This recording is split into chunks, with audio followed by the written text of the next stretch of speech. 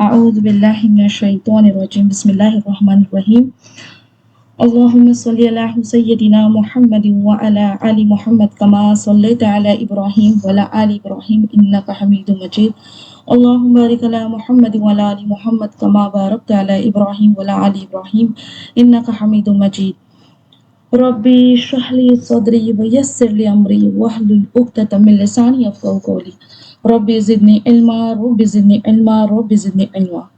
اللہ تعالیٰ کا لاکھ لاکھ شکر ہے کہ اللہ تعالیٰ نے قرآن کی نسبت ہمیں یہاں جمع کیا۔ بس اللہ سے دعا ہے کہ ایک ایک آیت ہمارے سینے میں اتار دے اور ہمیں عمل کرنے والے بنا دے، آمین آمین ثم آمین۔ تو لاسٹ ویک ہماری آیت جو تھی 87 سے لے کے 93 تھی، تو پہلے ریویژن کرتے ہوئے چلتے ہیں۔ تو دیکھو سورہ بقرہ کی یہ جو آیت نمبر 87 سے لے کے 93 تک، ان آیتوں میں اللہ تعالیٰ ہمیں بنی اسرائیل کی کہانی سے یہ سبق یا نصیحت دیتے ہیں کہ اللہ تعالیٰ نے ان کے لیے بہت سے نبی بھیجے، اور آخری نبی صلی اللہ علیہ وسلم بھی ان کے پاس سچ اور رحمت کا پیغام لے کر آئے، لیکن ان کے دل سخت ہو گئے۔ نفرت اور غلط امید نے ان کو اندھیرے میں ڈال دیا، اور پہلے کی جو کتابیں تھیں یہ کتابوں کے ثبوت جو تھے ان کے سامنے تھے، پھر بھی انہوں نے انکار کیا اپنی دنیا کے چھوٹے فائدے کے لیے، سچ کو بدل دیا اور اپنے عمل سے خود کو نقصان پہنچایا۔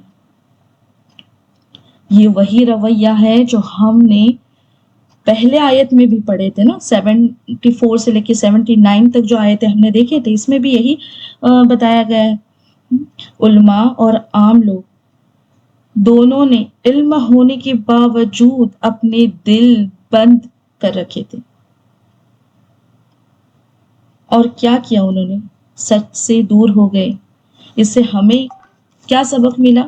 کہ اگر دل سخت ہو جائے، اگر انسان اپنی لالچ اور گھمنڈ میں اندھا ہو جائے، تو چاہے سب نشانیاں سامنے ہو، وہ اللہ کی راہ سے بھٹک جاتا ہے۔ یہ آیتیں ہمیں دل کو صاف رکھنے اور سچ کے ساتھ رہنے اور دنیا چھوٹے سے فائدے کے لیے اپنے ایمان کا سودا نہ کرنے کا پیغام دیتی ہے۔ اوکے، تو آتے ہیں آج کی آیتوں کی طرف۔ 94 میں کیا کہہ رہے اللہ تعالیٰ ہم سے؟ اللہ تعالیٰ فرماتے ہیں کہ آپ کہہ دیجئے کہ آخرت کا گھر تمہارے لیے ہی ہے۔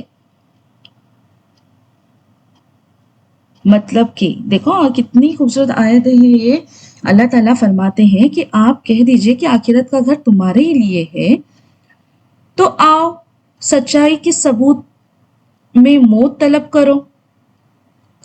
مطلب کہ اگر تمہیں 100% کانفیڈنس ہے کہ آخرت کا گھر مطلب جنت صرف اور صرف تمہارے ہی لیے ہے اور کسی کے لیے نہیں ہے، تو آؤ سچائی کے ثبوت میں موت طلب کرو۔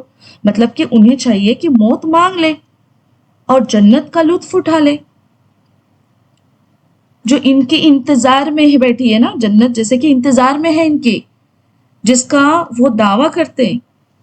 اگر تمہیں جنت میں داخل ہونے کا اتنا ہی یقین ہے، پھر تو دنیا میں رہنا تم پر ناگوارا ہونا چاہیے نا۔ یہاں تو بہت ساری تکلیفیں ہیں، یہاں تو انسان کو بڑی مشکلیں ہیں، مشقتیں اٹھانی پڑ جاتی ہیں۔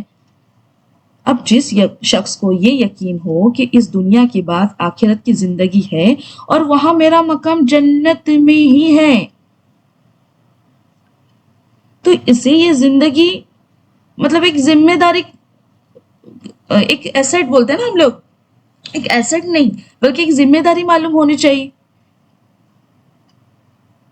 ہاں، اسے تو دنیا قید نظر آنی چاہیے، جیسے حدیث میں آتا ہے، نبی کریم صلی اللہ علیہ وسلم نے فرمایا دنیا مومن کے لیے قید خانہ ہے اور کافر کے لیے جنت ہے۔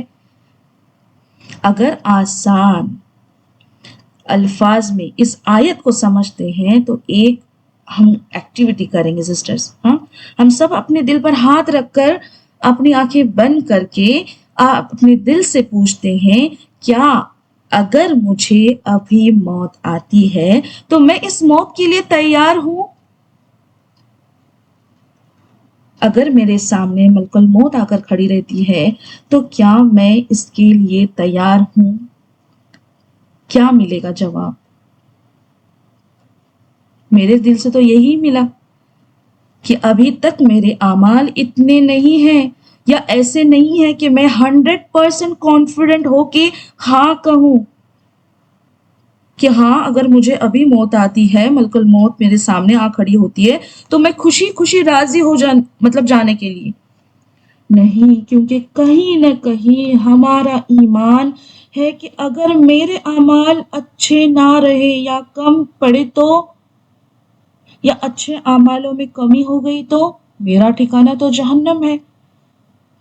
اس ڈر سے obviously میں مہلت چاہوں گی. نہیں مجھے اور وقت چاہیے جس میں اور نیک اعمالوں کو جمع کروں، اور یہ ہرس نا ایکچولی کبھی کم ہی نہیں ہوگا. ہاں ایسا لگے گا کہ نہیں اور اعمال کمانے، اور اعمال جمع کرنے ہیں، ہاں کہیں کم نہ پڑ جائیں. لیکن اگر مجھے 100% کانفیڈنس ہوتا کہ میں دنیا میں کچھ بھی کر لوں، بھلے تھوڑے ہی اعمال جمع کر لوں، آخرت کا گھر تو جنت ہے، تو میرے لیے مطلب میرے ہی لیے ہی ہے جنت. ہاں تو یہاں مطلب کہ یہاں آنکھ بند ہوئی میری اور وہاں جنت. اگر ایسا ہوتا اور ملک الموت سامنے آ کر کھڑی ہوتی تو میرا رسپانس کیا ہوتا؟ بے شک میں مرنے کے لیے راضی خوشی تیار ہوتی. یہ دنیا کی زندگی میں بھی موت کی طلب کرتی. مطلب دیکھو نا یہاں پہ یہ جو ہے نا تمنا کا ورڈ استعمال کیا گیا ہے. مطلب موت مانگنا تو حرام ہے، پر موت کا خیال کرتی کہ مجھے موت آئے گی تو اللہ سے ملاقات ہوگی، جنت ملے گی، ہے نا. تو یہ خیال کرتی میں، مطلب کہ موت کی خوشی تمنا کرتی، کیونکہ 100% شور ہوں نا میں جنت کو لے کر. اسی لیے مطلب نا اللہ تعالیٰ بنی اسرائیل سے کہہ رہے ہیں کہ اگر تمہیں کانفیڈنس ہے آخرت کے گھر جنت ملنے کا تو اس کے ثبوت میں موت طلب کرو. تو دیکھو اس کے بعد آگے آیت میں اللہ تعالیٰ کیا فرما رہے ہیں کہ میں اور یہ ہرگز اپنی کرتوتوں کو دیکھتے ہوئے کبھی بھی موت نہیں مانگیں گے. اللہ تعالیٰ ظالموں کو خوب جانتا ہے. دیکھو یہ آیت جو ہے نا 94، یہ پچھلی آیت کا جواب ہے. جب اللہ تعالیٰ نے یہودیوں کو موت کی تمنا کرنے کا چیلنج دیتے ہیں تو اللہ تعالیٰ ہی یہاں پہ بتا رہے کہ ان کی فطرت کیسی ہے، ہاں کہ وہ ایسا کبھی نہیں کریں گے، کبھی موت کی طلب نہیں کریں گے. کیوں؟ کیونکہ انہیں اپنی گناہوں کا پورا علم تھا. انہوں نے اللہ کی کتاب میں بدلاؤ جو کیے تھے، اس کے بعد انبیاء اکرام کو جھٹلایا اور ان کو قتل کیا اور اللہ کے احکام کو نظر انداز کیا. کیا کیا انہوں نے؟ اللہ کے احکام کو نظر انداز کیا. ان کا ظاہری دعویٰ تھا کہ وہ اللہ کے دوست ہیں، اللہ کے ولی ہیں، لیکن ان کے اعمال اس کے بالکل الٹے تھے، اس کے بالکل برعکس الٹے تھے. اس آیت میں اللہ تعالیٰ آخری جملے میں فرماتے ہیں دیکھو کہ اللہ تعالیٰ ظالموں کو خوب جانتا ہے. اس کا مطلب کہ اللہ کو ان کے جھوٹے دعوے اور ان کے اندر چھپے اعمال کی خبر ہے. بے شک وہ اپنے آپ کو بھلے ہی سچا ثابت کرنے کی کوشش کریں، اللہ تعالیٰ سے کچھ نہیں چھپا. تو اب ہمیں خود کو چیک کرنا ہے، چیک کرتے ہیں کہ کہیں ہم بھی یہودیوں کی طرح تو نہیں. بے شک میری بہنوں یہ آیت ہمارے لیے آئینہ ہے. ہم زبان سے بڑے بڑے دعوے تو کرتے ہیں، کہتے ہیں کہ ہم مسلمان ہیں، لیکن کام تو دیکھو. ہاں اگر ہمارے کاموں کو دیکھا جائے تو دین سے دور ہیں.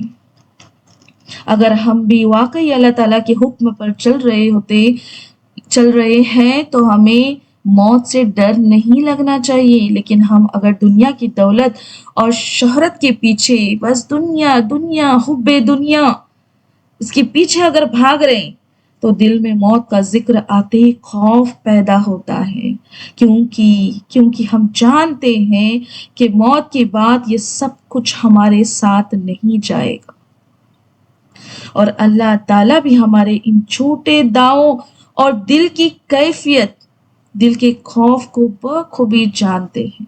بے شک اب دیکھو آگے کی آیت میں، آیت نمبر 96 میں اللہ تعالیٰ بنی اسرائیل کے رویے کے بارے میں اور زیادہ فرماتے ہیں کہ بلکہ سب سے زیادہ دنیا کی زندگی کا حریص، مطلب ہرس جو ہے نا، آپ انہیں کو پائیں گے، حتیٰ کہ مشرکوں سے بھی زیادہ۔ مطلب دیکھو اس معاملے میں یہ جو ہرس کا مطلب یہ ہے کہ مشرکوں سے بھی بڑے ہوئے ہیں یہ لوگ۔ مشرکین جو تھے وہ اہل ایمان کے ساتھ جب مقابلہ کرتے تھے نا تو کھل کر کیا کرتے تھے، میدان میں آ کر ڈٹ کر کیا کرتے تھے، اپنی جانیں اپنی باطل جھوٹے معبودوں کے لیے قربان کرتے تھے وہ لوگ، جبکہ یہودیوں میں یہ ہمت اور جرات بالکل بھی نہیں تھی، ہاں، کہ وہ جان ہتھیلی پر رکھ کر میدان میں آ سکیں۔ حالانکہ حتیٰ کہ یہ لوگ کیا تھے، اہل کتاب تھے، ہاں۔ ان کے بارے میں سورہ الحشر میں آتا ہے آیت نمبر 14 میں کہ یہ سب مل کر بھی تم سے جنگ نہ کر سکیں گے مگر قلعہ بند بستیوں میں یا دیواروں کی اوٹ سے۔ مطلب یہودی کبھی بھی سامنے آ کر مسلمانوں کا مقابلہ نہیں کر سکے، اس لیے کہ انہیں اپنی جانیں بہت عزیز تھیں۔ اللہ تعالیٰ فرماتے ہیں ان میں سے ہر ایک کی خواہش تھی یا خواہش ہے کہ کسی طرح اس کی عمر جو ہے وہ 1000 برس ہو جائے۔ مطلب ان کی چاہت دیکھو، 1000 برس زندگی چاہتے تھے۔ ہم بھی تو چاہتے ہیں نا جتنی زندگی ملے اتنی کم ہے، پر اللہ تعالیٰ کیا فرماتے ہیں دیکھو ان کی چاہت پر، جو ہمارے لیے بھی جواب ہے ہماری زیادہ زندگی کی خواہش کا۔ اللہ تعالیٰ فرماتے ہیں گویا عمر دیا جانا بھی انہیں عذاب سے نہیں چھڑا سکتا۔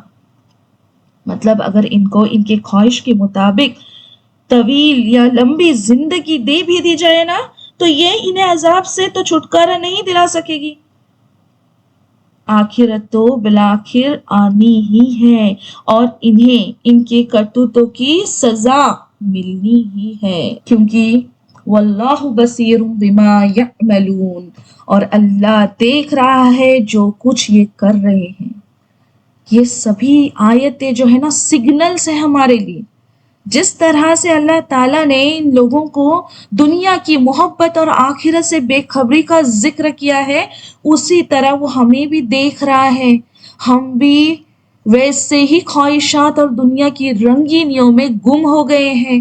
ہم سمجھتے ہیں موت کو ابھی وقت ہے، تھوڑا سا جی لو، تھوڑا سا جی لیں، تھوڑا سا انجوائے کر لیتے ہیں، لیکن حقیقت یہ ہے کہ ہم سب ایک ایک دن اپنے انجام کی طرف بڑھ رہے ہیں۔ اس دن نہ دنیا کا مال ساتھ ہوگا، نہ یہ چمکتی روشنی، نہ یہ شہرت، نہ یہ دولت، بلکہ صرف اور صرف اعمال ساتھ ہوں گے جو ہم نے اللہ کے لیے کیے۔ کیا ہم بھی ان قوموں کی طرح غفلتوں میں ڈوبے رہیں گے، ہاں، یا پھر جاگیں گے، سنبھلیں گے اور اپنی اصل منزل اللہ کی رضا اور آخرت کی کامیابی کی تیاری کریں گے؟ اے انسان مت بھول، تیرا رب تجھے دیکھ رہا ہے، تیرا ہر عمل اس کے سامنے ہے، اور اس دن وہی کامیاب ہوگا جو دنیا کی محبت سے بچ گیا، جو دنیا کی محبت سے بچ کر آخرت کو عزیز بنائے گا۔ تو آپ دیکھو یہ دھیان میں رکھنا ہے ہمیں، ہاں، کہ ہمیں یہ دنیا کی اس میں نہیں کھونا ہے، ہمارا اصل مقصد کیا ہے، ہم دنیا میں کس لیے آئے ہیں، اس بات کا خیال رکھنا ہے ہمیں۔ اب دیکھو آگے اللہ تعالیٰ کیا فرماتے ہیں آیت نمبر 97 میں۔ اس کے پہلے ہم تھوڑا دیکھتے ہیں کہ دیکھو جس طرح ہم جانتے ہیں نا کہ محمد صلی اللہ علیہ وسلم کی آمد یہودیوں کے لیے بڑی آزمائش ثابت ہوئی، ان کی کتابوں میں نبی کریم صلی اللہ علیہ وسلم کا ذکر تھا، اور انہیں لگتا تھا کہ آخری نبوت کا وقت جو ہے وہ قریب ہے، اور آخری نبی تو بے شک بنی اسرائیل میں سے ہوں گے، کیونکہ اب تک سبھی انبیاء ان کی نسل سے ہی تھے۔ لیکن جب ہمارے پیارے نبی صلی اللہ علیہ وسلم بنی اسرائیل میں پیدا ہوئے تو انہیں یہ بات ہضم ہی نہیں ہو رہی تھی۔ وہ لوگ بنی اسرائیل کو ایک دم حقیر سمجھتے تھے، ان کا کہنا تھا کہ یہ امی لوگ ہیں، ان کے پاس نہ کوئی کتاب ہے، نہ شریعت ہے، اور نہ کوئی قانون اور ضابطہ ہے۔ لہٰذا اللہ تعالیٰ ان میں سے ایک شخص کو کیسے چن لیا؟ مطلب اللہ تعالیٰ نے ان میں سے یہ امی ہے تو پھر اللہ تعالیٰ نے کیسے انہیں چن لیا؟ ان کا خیال تھا کہ یہ سب جبرائیل علیہ السلام کی شرارت ہے۔ یہاں پر غور کرو، کیونکہ یہ آگے کی جو آیت ہے نا، یہ اسی کا ایکسپلینیشن، مطلب اس سے ہمیں سمجھ میں آتا ہے کہ دیکھو کیا ان کی سوچ تھی کہ جبرائیل علیہ السلام کی یہ شرارت ہے کہ وہ وحی لے کر محمد صلی اللہ علیہ وسلم کے پاس چلے گئے، مطلب غلطی سے چلے گئے، جان بوجھ کے چلے گئے۔ ہاں، اس لیے وہ جبرائیل علیہ السلام کو دشمن سمجھتے تھے۔ مطلب اللہ نے تو جبرائیل علیہ السلام کو ان کی سوچ ایسی تھی کہ اللہ تعالیٰ نے تو جبرائیل علیہ السلام کو بنی اسرائیل میں سے کسی کے پاس بھیجا تھا، لیکن وہ محمد صلی اللہ علیہ وسلم کے پاس چلے گئے۔ اب اس کے جواب میں اللہ تعالیٰ نے یہ آیت نازل کی اور ان کے دعوے کو جھوٹا ثابت کر دیا۔ اللہ تعالیٰ فرماتے ہیں آیت نمبر 97 میں کہ اے نبی صلی اللہ علیہ وسلم، آپ کہہ دیجئے کہ جو جبرائیل کا دشمن ہے، جس نے آپ صلی اللہ علیہ وسلم کے دل پر پیغام باری تعالیٰ اتارا ہے، جو پیغام ان کے پاس کی کتاب کی تصدیق کرنے والا ہے اور مومنوں کو ہدایت اور خوشخبری دینے والا ہے۔ مطلب دیکھو جبرائیل علیہ السلام نے قرآن خود سے نہیں اتارا، بلکہ اللہ تعالیٰ کے حکم سے اتارا ہے۔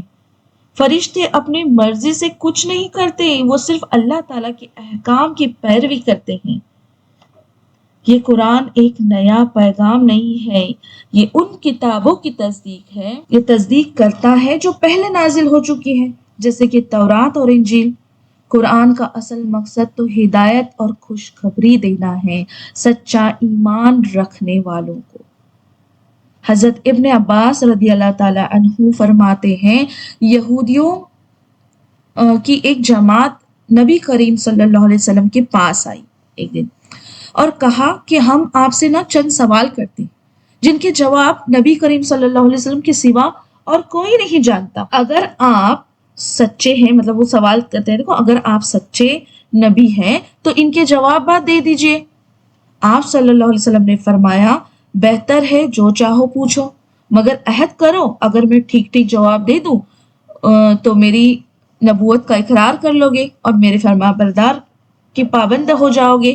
انہوں نے آپ صلی اللہ علیہ وسلم سے وعدہ کیا اور عہد دیا۔ پوچھا، اب دیکھو سوال کیا پوچھتے ہیں، پوچھا کہ تورات میں جس نبی کی خبر ہے ان کی نشانی، مطلب انہوں نے اور بھی سوال پوچھے، لیکن یہ جو آیت سے ریلیٹڈ سوال ہے وہی ہم دیکھیں گے کہ نشانی کیا ہے۔ کیا پوچھا کہ آخری نبی کی نشانی کیا ہے اور ان کے پاس کون سا فرشتہ وحی لے کر آتا ہے۔ آپ صلی اللہ علیہ وسلم نے فرمایا اس کی خاص نشانی ہے کہ اس کی آنکھیں جب سوئی ہوئی ہو اس وقت میں اس کا دل جاگتا رہتا ہے۔ پھر آپ صلی اللہ علیہ وسلم نے فرمایا تمہیں اس رب کی قسم جس نے حضرت موسیٰ علیہ السلام کو تورات عطا کی بتاؤ تو میں نے ٹھیک جواب دیا نا؟ سب نے قسم کھا کر کہا آپ نے بالکل صحیح جواب دیا۔ پھر کہنے لگے ہمارے دوسرے سوال اگر آپ دیں گے تو شک جو ہے وہ کیا ہوگا، مطلب نکل جائے گا جیسے، ہاں تو اس کا بھی جواب دے دو۔ اس پر بحث ہوئی جو بھی تھی، اس کے بعد میں آپ صلی اللہ علیہ وسلم نے فرمایا میرا ولی کون ہے؟ جبرائیل علیہ السلام ہے۔ مطلب وہ جو سوال پوچھے تھے نا کہ آپ کے ولی کون یا کون آپ کے پاس فرشتے وہی لے کر آتے ہیں، تو کہنے لگے آپ صلی اللہ علیہ وسلم کی جبرائیل علیہ السلام وہی میرے پاس وہی لاتے ہیں، اور وہی تمام انبیاؤں کے پاس وہی لاتے رہے ہیں۔ تو آپ صلی اللہ علیہ وسلم نے فرمایا سچ کہو اور قسم کھا کر کہو میرا جواب صحیح ہے۔ انہوں نے قسم کھا کر کہا کہ جواب تو درست ہے، لیکن جبرائیل علیہ السلام ہمارا دشمن ہے، وہ سختی اور خون ریزی لے کر آتا رہا ہے، اس لیے ہم نے اس کی ہم مطلب نہیں مانیں گے اس کی، اور نہ آپ کی مانیں گے۔ ہاں اگر آپ صلی اللہ علیہ وسلم کے پاس میکائیل وہی لے کر آتے تو جو رحمت اور بارش یا پیداوار وغیرہ کراتے ہیں وہ ہمارے دوست ہیں، تو ہم آپ کی تابع داری اور تصدیق کرتے۔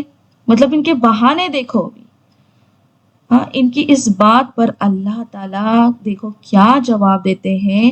آیت نمبر 98 میں ہمیں ملتا ہے، اللہ تعالیٰ کہتے ہیں جو شخص جو بھی ہم نے ابھی یہ پڑھے یہ ابن کثیر سے ہے، جو شخص اللہ تعالیٰ کا اور اس کے فرشتوں اور رسولوں کا اور جبرائیل اور میکائیل کا دشمن ہو، ایسے کافروں کا دشمن خود اللہ ہے۔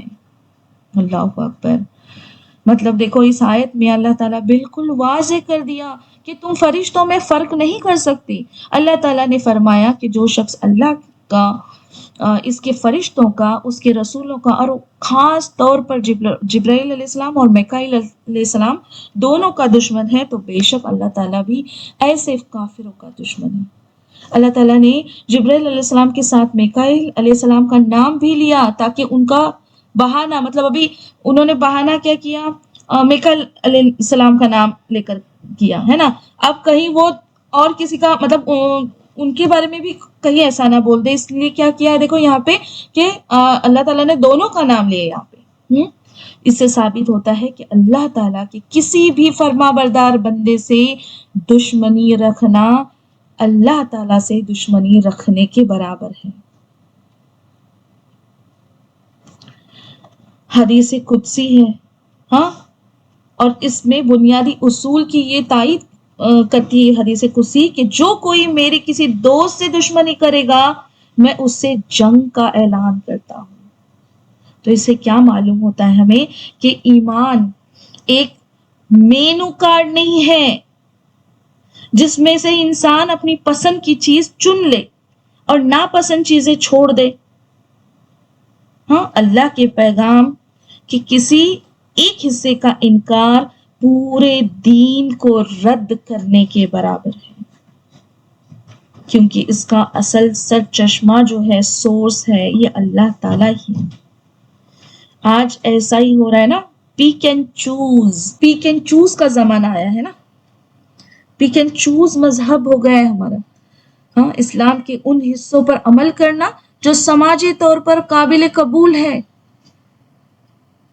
یا آسان، جو بھی ہمیں معاملات لگتے ہیں، ہاں سماجی جو رشتوں کے احکام ہیں، ہاں، یا ہم دیکھیں گے تو دیکھو نا ابھی جیسے کہ شادی کا ہی معاملہ لے لو، کیا ہے سنت نکاح، لیکن اللہ اکبر اتنا مطلب ہم نے اتنی رسمیں وہ نکاح میں بڑھا دی ہے نا، اتنی اپنی من مرضی چلی ہے۔ اور شادیاں دیکھو رائل، ہر کوئی چاہتا ہے کہ ہماری شادی جو ہے رائل ہو، ایسی وہ انٹری ہوتی ہے دلہن کی، اور پھر سب اسے تاک رہے ہوتے ہیں، اور ہر ایک چاہتا ہے کہ وہ انٹری جو ہے نا وہ ایک الگ الگ طریقے سے ہو، ہم ایسے کریں گے، پھر دوسرے بولتے ہیں انہوں نے ایسا کیا ہم ایسے کریں گے۔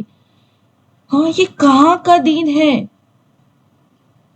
اور وہ سب لوگ محرم بھی نامحرم بھی دیکھ رہے ہیں بس اس دلہن کو کہ وہ ایک دم رائل اس کی انٹری ہو رہی ہے،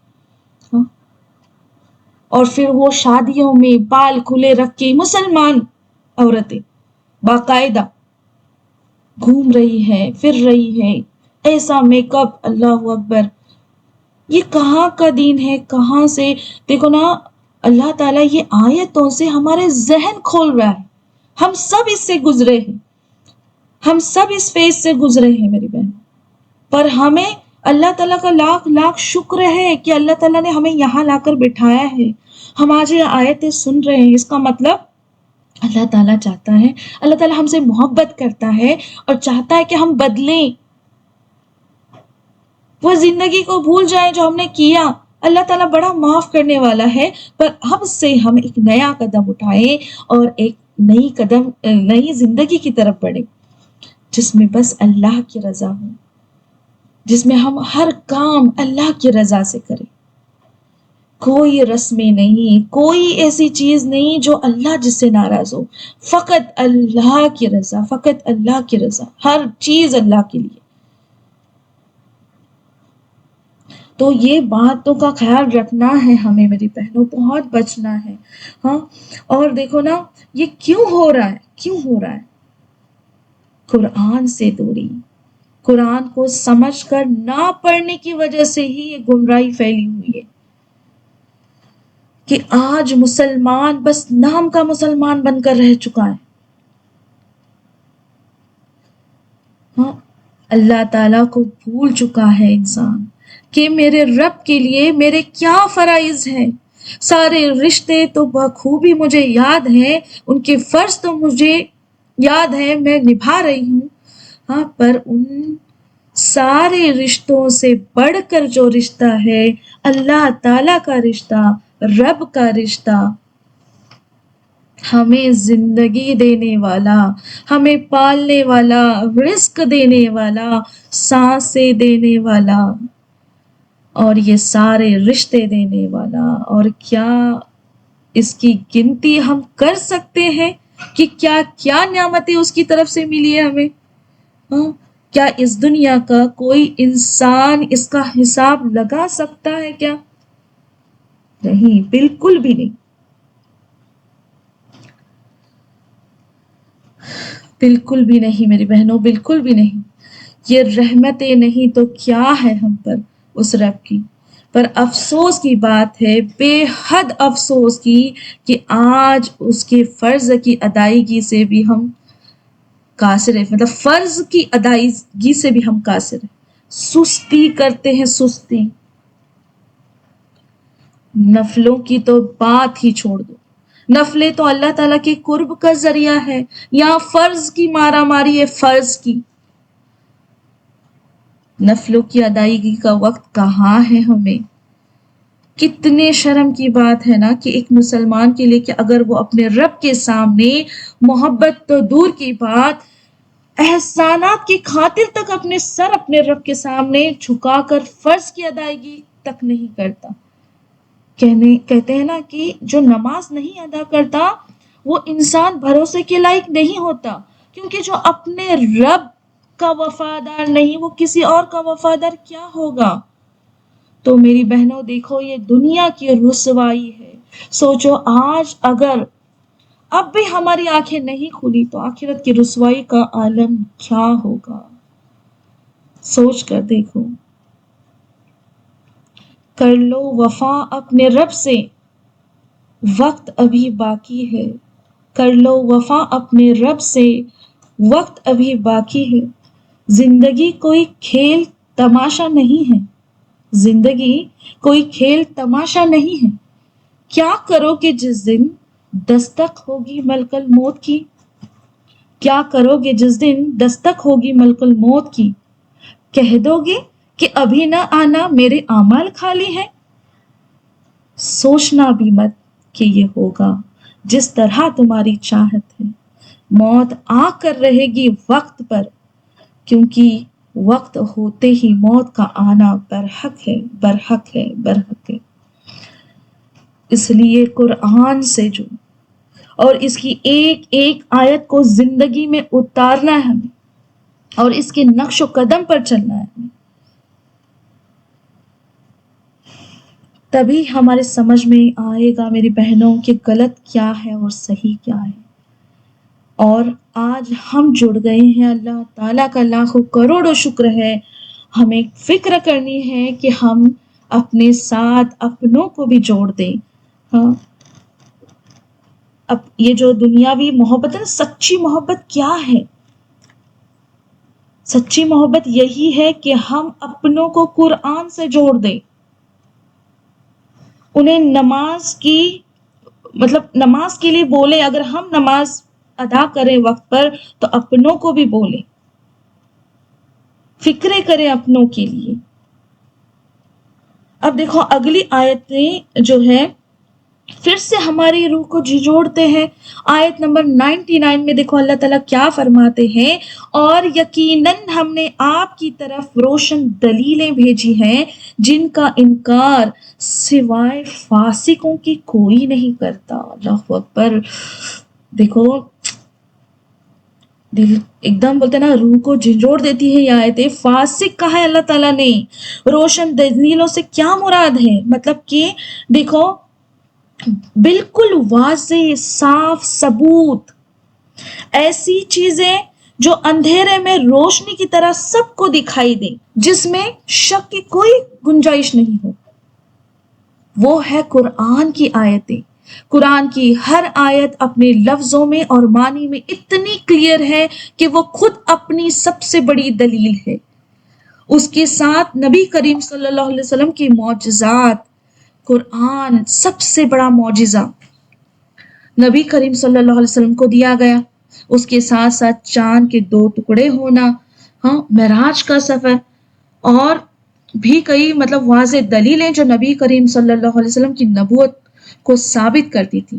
یہ سب اللہ تعالیٰ کی طرف سے ملے ہوئے روشن ثبوت ہیں. اور اس کے ساتھ ساتھ عقل اور فطرت سے ملی ہدایت.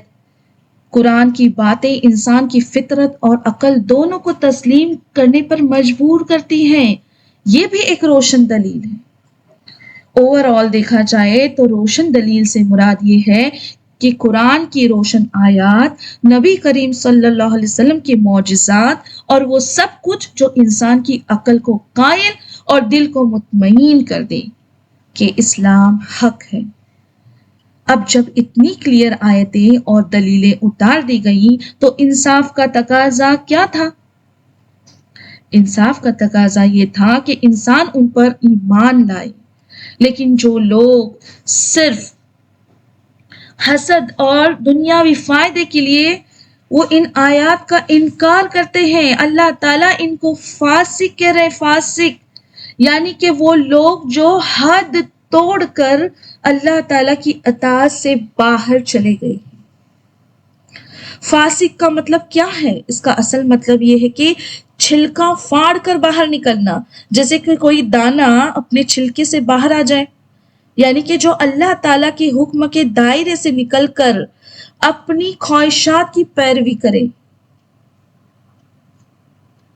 انکار کرنا ان کی فطرت، یہ عقل کی کمی کی وجہ سے نہیں بلکہ اپنی بگڑی ہوئی سوچ کی وجہ سے. یہ آیت ہمیں یاد دلاتی ہے کہ قرآن کی آیات اب بھی اتنی ہی روشن اور واضح ہے جتنی کہ بنی اسرائیل کے لیے تھی.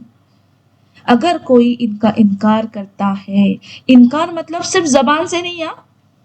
انسان بہت چالاک ہے، زبان سے تو انکار نہیں کرے گا. ہاں ہم کریں گے کیا؟ ہمت ہوگی کیا ہماری کرنے کی؟ نہیں. پر عمل سے دنیا کی محبت اور یہ جو ڈیزائرز ہے نا، اس کی وجہ سے قرآن کی تعلیمات کو ہم اگنور کر دیتے ہیں، انسان اگنور کر دیتا ہے. تو یہاں اللہ تعالیٰ صاف صاف کہہ رہے ہیں کہ ہم نے تمہیں ثابت اور واضح آیتیں دے دی ہیں. ان کا انکار جو ہے یا انکار کوئی عقل مند نہیں کرتا، صرف وہ کرتا ہے جو اپنی خواہشات کا غلام بن کر اللہ تعالیٰ کی اطاعت سے نکل گیا ہے. اب بیٹھ کر سوچنا ہے کہ کہیں میں نے بھی تو اپنا ایمان کا جو شیل ہے، میرے ایمان کا جو شیل ہے، اسے پھاڑ کر خود کو باہر تو نہیں نکالا ہے. اگر ایسا ہے تو میں اللہ تعالیٰ کی نظر میں فاسق ہوں. محاسبہ کرنا ہے ہمیں اپنا، اور فکریں کرنی ہے خود کو بدلنے کی، اللہ تعالیٰ کے بنائے ہوئے اس دائرے میں خود کو لانے کی، ورنہ بہت بھاری پڑنے والا ہے ہمیں. کیونکہ زندگی کا سفر یہ جو ہے جس کا پہلا مرحلہ جو ہے موت ہونے والی ہے، اور اس کے بعد جو سفر شروع ہوگا، اللہ اکبر، مرحلوں پر مرحلے، ہاں، موت کا، اس کے بعد عالم برزخ کا، قیامت کا، اللہ کتنے کتنے کتنے ہالٹس ہیں یہ، اور ہم اتنے بے فکر ہو کر دنیا میں لگے ہوئے نا، ہمیں کچھ فکر ہی نہیں ہے، ہمیں کوئی ڈر ہی نہیں ہے، بس کھو گئے ہم لوگ دنیا میں، کچھ فکر ہی نہیں کہ ارے باپ رے یہ کیسے ہمارے گزریں گے، کتنا ہم کو کام کرنا ہے، کتنی اس سفر کی تیاری کرنی ہے، وہ سفر میں آنے والے جو ہالٹس ہیں وہ کتنے مشکل ہیں، وہاں آسانی سے ہمارا گزر نہیں ہونے والا ہے، اس کے لیے ہمیں تیاری کرنی ہوگی، ویپنز تیار کرنے ہوگے ہمارے بچاؤ کے لیے۔ اگر یہ مطلب قرآن ہمیں بتا رہا ہے سب، پھر بھی اگر ہم ان سب چیزوں کی تیاری، مطلب ہمارے آخری سفر کی تیاری نہیں کرتے، بس ہم نے اپنی دنیا کو ہی سب کچھ بنا دیا ہے، اپنا معبود ہی بنا دیا ہے، تو پھر کیا ہم کریں گے، وہ مرحلوں میں کیا حالات ہوں گے ہمارے؟ تو بہت فکر کرنی ہے، بہت فکر کرنی ہے۔ آج ہمارا یہاں آنا، یہاں پر آ کر بیٹھنا، سچ میں اللہ تعالیٰ کا بہت رحم و کرم ہے ہم پر، بہت بڑا، کہ اللہ تعالیٰ نے ہمیں یہاں پر بلایا، دعوت دی اللہ تعالیٰ نے ہمیں، اور ہم یہاں آ کر بیٹھے ہیں، سن رہے ہیں، اللہ تعالیٰ کی باتیں سن رہے ہیں، اللہ تعالیٰ کی نصیحتیں سن رہے ہیں۔ بس بہت جیلی زندگی اپنی مرضی سے میری بہنوں، بہت جیلی۔ اب فکریں کرتے ہیں اپنی آخرت کی، وہ مرحلوں کی جن سے ہمیں گزرنا ہے۔ بہت مشکل ہے یہ سفر۔ انسان 2 دن کے لیے جاتا ہے تو کتنا تھوڑا سا سامان باندھتا ہے، یہ سفر اتنا لمبا ہے، طویل ہے، کہ اللہ اکبر ہم نہیں جانتے، تو سوچے کہ ہمیں کتنا سامان باندھنا ہوگا، کتنی فکریں کرنی ہوگی، کیا ہم تیار ہیں اس سفر کے لیے؟ سوچنا ہے ہمیں، فکریں کرنی ہے، اور جو بھی قرآن کی آیتیں سن رہے بس اسے عمل میں لانا ہے، اپنا تکبر، اپنا گھمنڈ، اپنا غصہ سب چھوڑ دینا ہے، ہمیں سب چھوڑ دینا ہے اللہ کے خاطر، اپنے کردار کو پوری طرح سے بدل دینا ہے ہمیں۔ اب دیکھو یہاں پر آگے اگلی آیت میں اللہ تعالیٰ فرماتے ہیں، اب آیت نمبر 100 اور 101، مطلب دونوں بھی ہم ایک ساتھ میں دیکھیں گے۔ دیکھو اللہ تعالیٰ فرماتے ہیں، یہ لوگ جب کبھی کوئی عہد کرتے ہیں تو ان کی ایک نہ ایک جماعت انہیں توڑ دیتی ہے، بلکہ ان میں سے اکثر ایمان سے خالی ہے، اللہ تعالیٰ کہہ رہے ہیں۔ اس کے بعد آگے کی آیت میں 101 آیت میں اللہ تعالیٰ فرما رہے ہیں، جب کبھی ان کے پاس اللہ تعالیٰ کا کوئی رسول ان کی کتاب کی تصدیق کرنے والا آیا، ان اہل کتاب کے ایک فرقے نے اللہ تعالیٰ کی کتاب کو اس طرح پیٹ پیچھے ڈال دیا کہ جانتے ہی نہیں تھے۔ اللہ اکبر، دیکھو نا یہ آخری آیت کیا کہہ رہی ہے، ہاں، کہ ایسے پیٹ پیچھے ڈال دیا کہ جانتے ہی نہ تھے۔ اللہ اکبر، کتنی گہرائی ہے دیکھو نا ان آیتوں میں۔ سوچو ذرا کہ ایک قوم بنی اسرائیل تھی جن کو اللہ تعالیٰ نے کتاب دی، ہدایت دی، انبیاء بھیجے، واضح نشانیاں دکھائی، ہر بار ان سے عہد مطلب لیا گیا، اللہ تعالیٰ کی اطاعت کرو، اس کی کتاب پر عمل کرو، اس کے رسول کی پیروی کرو، لیکن کیا ہوتا تھا، جب بھی عہد ہوتا وہ توڑ دیتے۔ اللہ کے ساتھ کیا ہوا وہ وعدہ ان کے لیے الفاظ بن گیا تھا۔ پھر وقت آیا کہ اللہ تعالیٰ کے آخری رسول صلی اللہ علیہ وسلم آئے، جن کا ذکر ان کی کتاب تورات میں تھا، جن کی پہچان انہیں اپنے بچوں سے بھی زیادہ تھی۔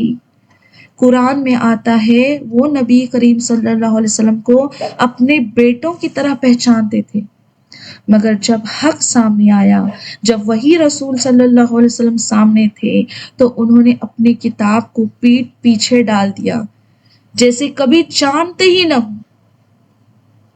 جیسے کبھی پڑھا ہی نہ ہو۔ اب ہمیں بھی اپنے دل پر ہاتھ رکھ کر خود سے پوچھنا ہے، کیا ہم بھی ان جیسے نہیں ہیں؟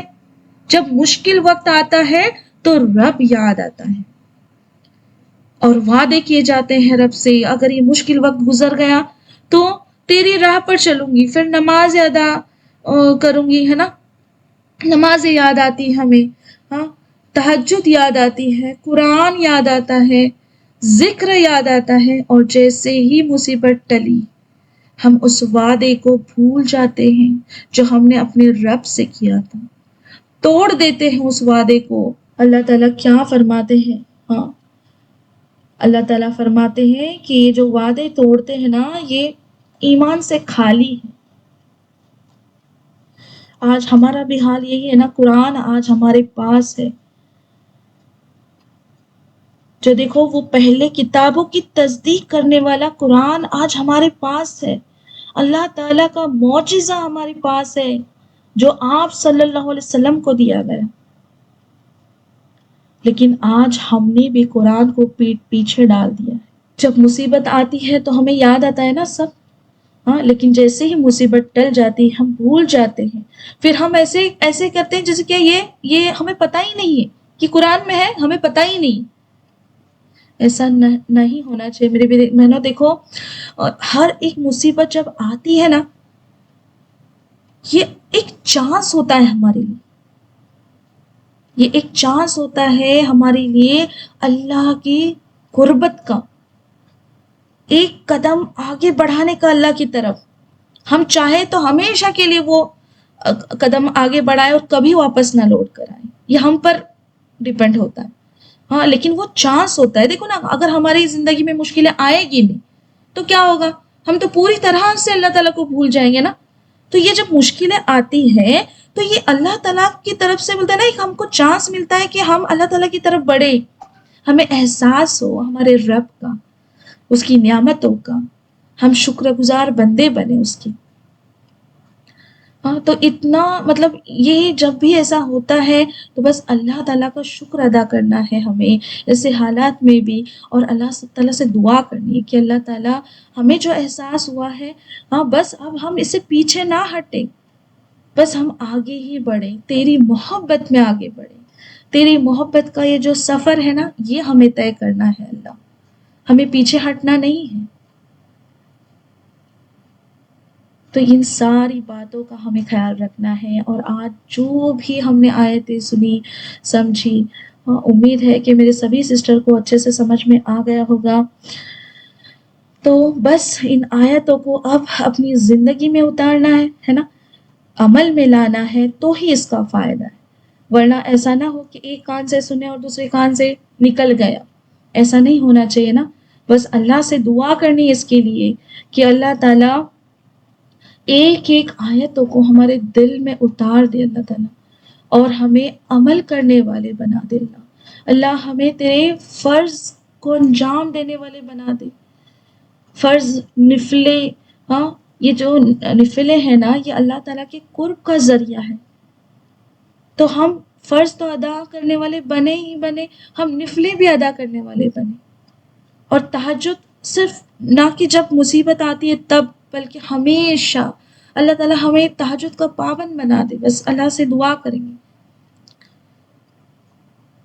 اور اللہ تعالیٰ ہمیں بس ہم جو اب تک جتنی بھی زندگی گزری ہماری، اللہ تعالیٰ بس ہمیں معاف کرے، اللہ سے دعا کرتے کہ اللہ تعالیٰ ہماری جو بھی زندگی گزری، ہم سے بہت گناہ ہوئے، ہم بہت گنہگار ہیں، اللہ ہمیں تو معاف کر دے، اللہ تو ہمیں معاف کر دے، ہم بہت بڑے گنہگار ہیں، اللہ ہمیں معاف کر دے، اللہ ہماری نمازوں کو قائم کر، ہماری نمازوں کو قائم کر اللہ، اللہ ہماری نمازوں میں خشوع اور خضوع عطا کر اللہ، اللہ یہ نماز تیرے قرب کا ذریعہ ہے، تجھ سے کنیکشن ہے اللہ، اس کنیکشن کو مضبوط کر دے اللہ، اس کنیکشن کو اتنا مضبوط کر دے، اتنا مضبوط کر دے اللہ، یا اللہ کہ یہ کبھی کبھی نہ ٹوٹے اللہ، ہم تجھ سے کبھی دور نہ ہو اللہ، تیری رحمت سے، تیری محبت سے اللہ، ہم کبھی کبھی دور نہ ہو اللہ، اللہ تو ہماری مغفرت کر، ہماری گناہ خطاؤں کو معاف کر دے اللہ، اور اللہ جو بھی ہم نے سیکھا، جو بھی آیتیں ہم نے سیکھی،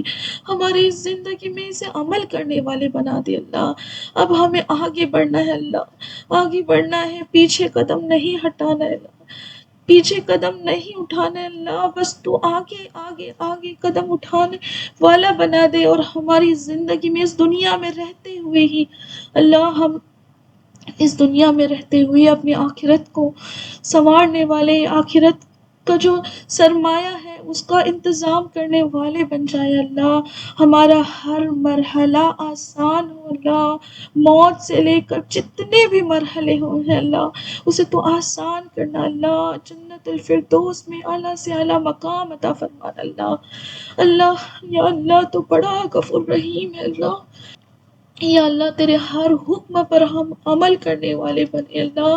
مسلمان کیا ہے اس کو ہم سمجھنے والے بنے اللہ، اور ہر حکم کے تابع دار بنے تیرے اللہ۔ آمین آمین ثم آمین۔